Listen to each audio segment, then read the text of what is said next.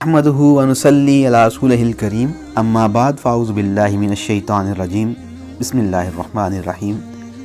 یہ ایک سوال آیا ہے، جب بھی مرزا قادیانی کا نام لیا جاتا ہے تو آپ مسلمانوں کو غصہ کیوں آ جاتا ہے؟ وہ یہ بھی مزاحیہ ہی بات ہے۔ اس پہ مجھے ایک شعر یاد آ گیا، میرے ایمان پہ جب بھی کوئی حرف آیا، میرے ایمان پہ جب بھی کوئی حرف آیا، کہیں علم الدین تو کہیں غازی ممتاز آیا۔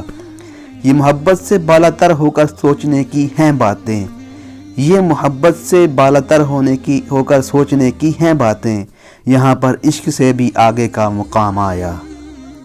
کسی بھی دشمن کا نام آئے تو غصہ آنا قدرتی عمل ہے۔ کسی بھی دشمن کا جب نام آتا ہے، آپ عقل مند لوگ بیٹھے ہیں، آپ یہ دیکھیں، جب بھی کسی دشمن کا نام آئے تو بندے کو محبت یا پیار تو نہیں آتا نا، غصہ ہی آتا ہے، قدرتی عمل ہے یہ۔ بلکہ یہ تو ہم سب مسلمانوں کی ایمان کی علامت ہے کہ جب بھی مرزا قادیانی کا نام آتا ہے تو ہم نہ سوچتے ہیں ہم وہابی ہیں، نہ سنی ہیں، نہ بریلوی ہیں، نہ دیوبندی ہیں، کوئی بھی اس سے بالا تر ہو کر جو ہی مرزا قادیانی کا نام آ جاتا ہے، بلکہ ہم بیک وقت ہو کر، ایک زبان ہو کر، ایک جان ہو کر اس کی مخالفت کرتے ہیں۔ یہی تو ہمارے ایمان کی علامت ہے، یہی تو ہمارے مسلمان ہونے کی علامت ہے۔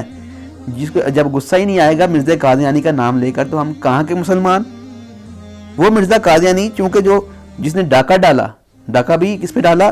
ہمارے پیارے نبی کریم صلی اللہ علیہ وسلم کی ختم نبوت پہ ڈاکہ ڈالا، کیونکہ ہمارے نبی کریم صلی اللہ علیہ وآلہ وسلم آپ جانتے ہیں کہ اللہ تعالیٰ نے انہیں آخری نبی بنا کر بھیجا ہے، خاتم النبیین ہے، یہ مہر لگا دی ہے، ان کے بعد کوئی نبی نہیں آئے گا، جو بھی آئے گا جھوٹا ہی ہوگا، جو بھی اس بات کا دعوے دار ہوگا وہ جھوٹا ہے۔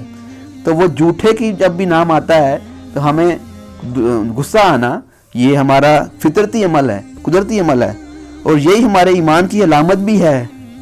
اور جو بھی پیارے نبی کریم صلی اللہ علیہ وسلم کا دشمن ہے وہ ہمارا بھی دشمن ہے، ہمارا بھی دشمن ہے، اور ہم تو اپنی جان لٹانے کے لیے تیار ہیں اپنے پیارے نبی کریم صلی اللہ علیہ وآلہ وسلم پر۔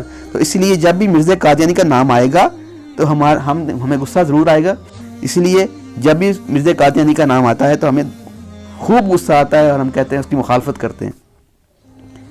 جس کسی کو بھی مرزا قادیانی کا نام لینے پر غصہ نہ آئے تو وہ اپنے ایمان کے بارے میں سوچے، کیونکہ یہ ایمان جو ہے یہ نبی صلی اللہ علیہ وسلم کے اللہ تعالیٰ پر ایمان تو ہوتا ہی ہے، اس کے بعد نبی کریم صلی اللہ علیہ وآلہ وسلم کی ختم نبوت پر ایمان لانا یہ بھی ہمارے ایمان کا حصہ ہے۔